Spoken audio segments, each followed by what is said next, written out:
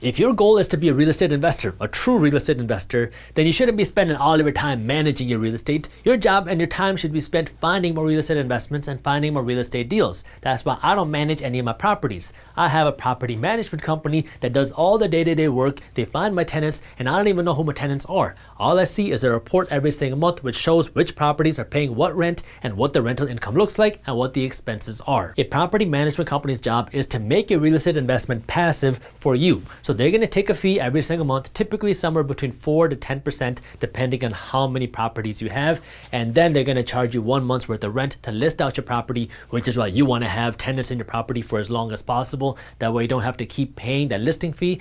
But this real estate property manager's job is to really make it easy on you, because after you find the property and you get it renovated, you just want to hand over the keys to the property management company and let them do their job, find the tenant, and make sure that you get paid. A good property management company is going to know how to screen a tenant. They're going to have contracts and deals with a lot of contractors. That way you can save money on your renovations, and they're going to pay all your bills. They're going to pay your property taxes. That way all you have to do every month is just read your reports and see how much money you're making and let them handle all the work. I think every new real estate investor kind of goes through this phase where they're thinking, okay, I'm going to make $1,000 a month from this property, but why do I want to pay this property manager $100 a month or 10% of the deal? I could keep the extra $100 a month in my pocket if I just manage it myself. Yeah, you could make the extra $100 a month if you manage the deal yourself, but now you got to spend the time managing the deal and making sure that all the bills are paid and making sure that your tenant is paying rent.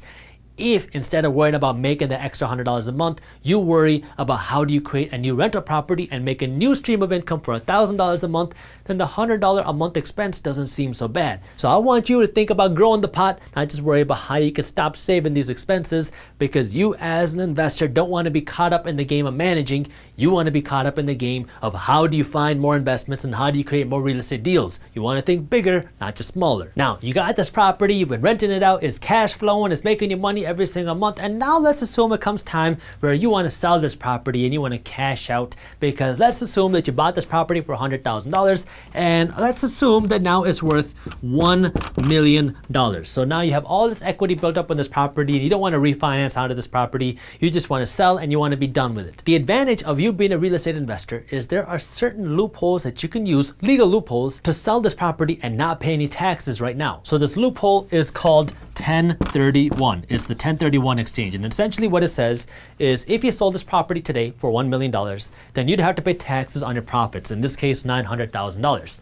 Instead of you paying taxes on $900,000, which would be a lot of money, what you can do is you can take all of this $1 million and you can take this $1 million and use it to go out and buy another real estate investment property, a bigger property, and now you don't have to pay any taxes on your profits today. So you invested $100,000, this property is now worth $1 million. Now you go out and buy $1 million property and you don't have to pay any taxes on your profit, and now you got more income coming in because you're not having income on a $100,000 property, you're having income on $1 million property, and so you can have more cash flow, more passive income, and you don't have to pay any taxes on your profits. This is not something that you can do in the stock market. If you invested $100,000 in the stock market today and your investments go up to $1 million and you sold it and you use this $1 million to go and buy new stocks, that might be a good investment strategy, but you still have to pay taxes on your profits. So while you invested $1 million, you still have to pay taxes on your $900,000 worth of profits. So if you don't have the money in the bank, then you might have to sell some of your stocks. That way you can pay your tax bill. You don't have to do that in real estate because of this loophole 1031, which lets you flip real estate and now you can own bigger real estate